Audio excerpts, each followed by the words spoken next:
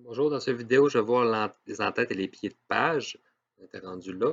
Euh, je vais agrandir ça ici. Supprimer mon commentaire. Avec ça, vous voyez qu'ici, quand je me promène d'une page à l'autre, j'ai ça ici. Je peux double-cliquer. Ça les met ensemble. Ça colle mes pages, en fait, ici. Ça ne change pas. J'ai quand même pas de pied de page. Si je veux vraiment le modifier, en fait, si je fais ça ici, je ne pourrais même pas faire les pieds de page. Vous voyez qu'ici, c'est marqué 21, 22, puis il n'y a pas de gris. Quand je l'ouvre, il y a une section qui est grisée ici. En fait, vous pouvez utiliser les boutons qui sont là, en tête pied de page, ou sinon je double-clique dedans. Hey, voilà de vouloir. Je vais le faire directement avec le bouton dans ce cas-là. Ici. Ça a planté. J'ai fait planter Word.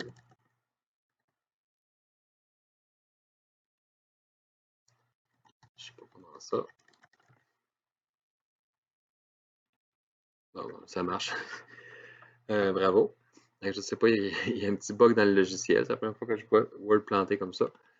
Vous voyez ici, c'est gris. Ici, c'est la section. Je double-clique dans ça, puis ça me met le pied de page. Je pourrais écrire ici différentes choses, là, mon nom, Philippe. Ça fait en sorte que sur chacune de mes pages, on le voit ici. Ça, c'est le comportement par défaut. C'est peut-être pas ce que vous voulez. Ça, on va le voir dans quelques instants, là, mais pour l'instant, on va le laisser comme ça. Il y a différentes choses qu'on peut faire sur un pied de page. Là, j'ai mis mon nom. Peut-être que je veux autre chose de plus intéressant. Là. En fait, je veux mon nom, mais je veux peut-être le numéro de la page puis la date ici. Vous avez une section ici, pied de page. Vous avez des pieds de page, des fois, déjà faits en certains formats. Puis un autre pied de page, on va aller en chercher sur office.com. Moi, j'aime bien celui qui en a 3 ici.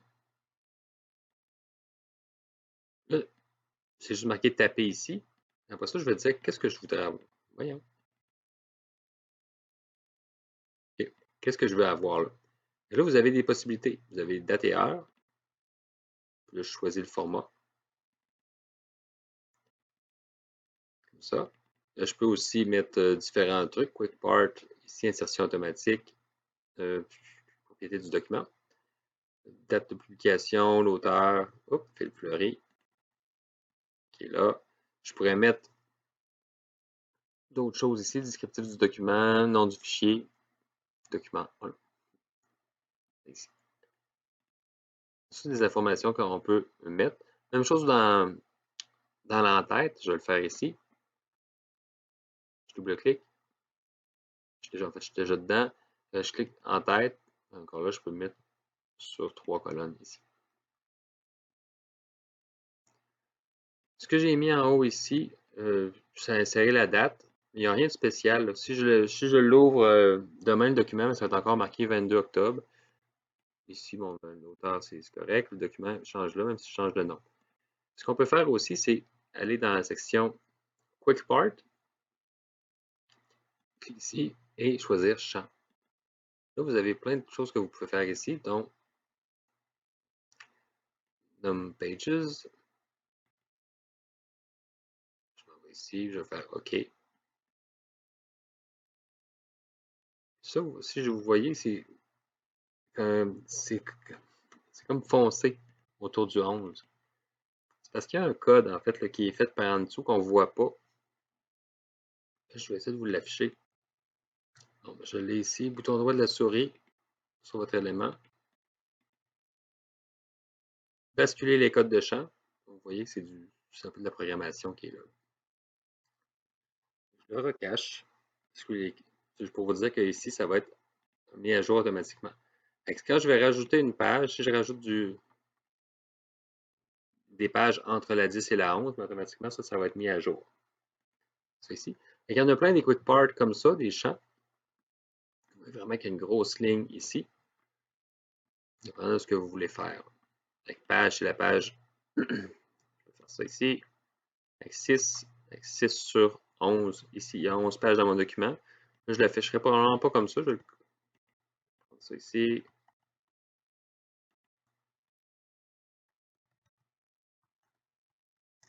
Sur 11. page 6 sur 11. On va ici, je vais aller voir en haut, page 5 sur 11, page 4 sur 11.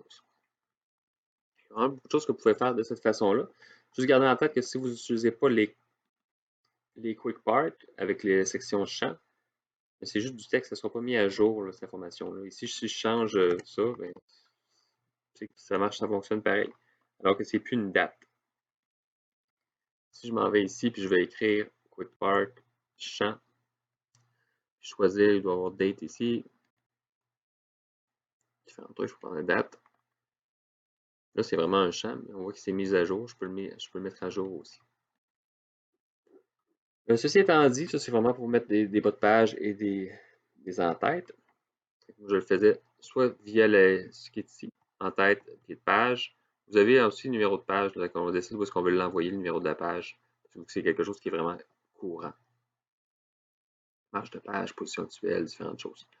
C'est pas ça qui m'intéresse. La partie qui est difficile souvent là-dedans, c'est que ça se peut sur la première page, ici, je vais en faire une. Je vais faire une page, page de garde. Ça ici. Une belle page.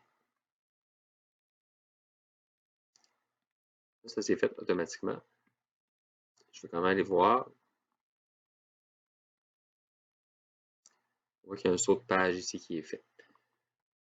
Si j'insère la page de garde, ça a l'air de fonctionner automatiquement. Si j'insère une page vierge, on va voir que ça ne donnera pas le même résultat. Et là, j'ai un saut de page. Ici, c'est marqué page 1 sur 12, mais probablement que ma page titre, mais je ne veux pas qu'il y ait ça dessus. Je veux qu'il y ait, par exemple, mon nom, le nom de ma compagnie, différentes choses. Peut-être un visuel différent aussi. Je ne veux pas qu'il y ait ça. Pour ne pas avoir ça, c'est là qu'on va aller jouer dans les sauts de section. Je m'en vais ici. Au lieu d'avoir un saut de page, je vais l'enlever. Et je vais faire ici, mise en page, saut de page, puis je vais choisir saut de section, page suivante. À partir du moment qu'on a fait un saut de section, c'est-à-dire que notre document il peut être séparé en différentes sections, puis ces sections-là peuvent avoir des styles différents, soit l'entête, le bas de page, soit l'orientation du papier, différentes choses comme ça. Moi, ici, dans mon cas, ce que je vais vouloir faire, c'est enlever ça.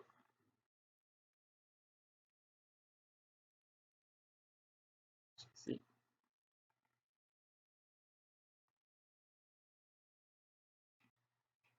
Et là, si je veux dire, ah ben, j'ai fait un saut de section, je suis content, je vais essayer d'effacer ça. J'efface ça. Oups, ça l'a effacé sur l'autre aussi. Si vous remarquez bien, ici, c'est marqué identique au précédent. Ici. Ils sont liés ensemble, les sections. Par défaut, c'est comme ça. Si je ne veux pas que ce soit le cas, je vais aller cliquer sur ma section suivante. Puis je vais aller ici décliquer sur les liés au précédent. Ça fait en sorte que maintenant, je vais pouvoir changer ma section d'avant sans avoir d'impact sur la section après. C'est marqué page 2 sur 12 ici. Ça, c'est une des choses qu'on peut faire. Il ne faut pas juste de créer une section, c'est après ça de délier les sections ensemble. Ensuite de ça, j'aurais pu faire aussi, si c'est seulement la première page qui est différente, mais j'ai première page différente. Dans un cas comme ça, je ne suis pas obligé d'avoir un saut de section. Je peux juste cliquer, décocher première page différente. En fait, je coche première page différente. Ça va me permettre de faire en sorte que ma première page va être différente du reste. Dans mon cas, peut-être que je vais avoir la première page quelque chose, la page titre. Après ça, je vais avoir peut-être la table des matières. J'aurai deux pages différentes. Ce n'est pas possible dans un cas comme ça. Je garde en tête que ça se fait, il faut juste le cocher, le décocher. Je vais revenir ici, puis je vais vous le montrer avec le. Oh, parfait, ici. Je vais faire un saut de page à la place. Et je suis ici. On va dans ici. Et je vais faire première page différente. Là, on voit que c'est blanc. Alors qu'ici, c'est marqué page 2 sur 12. L'histoire de lier ou pas, c'est vraiment quand vous voulez, en fait, il faut avoir des sections, il faut créer des sections. C'est quand il y a plusieurs pages qui qui sont différentes. Moi, si j'en ai seulement une qui est différente, mais bon, je vais utiliser ça ici, première page différente. À partir du moment que vous faites des sections, comme je disais tout à l'heure, vous avez beaucoup plus de contrôle sur ce qui va se passer dans votre document. Je m'en vais ici, je vais le refaire, saut de page, section suivante, j'arrive ici. Je peux dire ici, tantôt j'ai changé ce qui est en haut ici. Je me rappeler qu'il faut se délier. Pour l'instant, il est identique au précédent. Je peux changer le format. Je m'en vais ici, je vais faire mise en page, la taille, je vais dire légale. On voit que ma feuille s'est rendue une feuille légale, elle est longue, mais la première page, la page a l'air de l'être aussi. Je vais vérifier. Ok, non, elle ne l'est pas. Vous voyez que la première page a une certaine longueur. On ne voit pas très bien, je vais peut-être agrandir ici. Vous voyez que la première page est différente des autres. Ça se fait avec une section. Si vous n'avez pas de section, vous ne pourrez pas faire ce genre de choses-là. Je zoome. J'aurais pu changer l'orientation, les marges, je peux faire plein de choses. Je peux mettre un filigrane seulement sur ces pages, sur certaines pages. Je peux avoir vraiment plusieurs sections dans un document.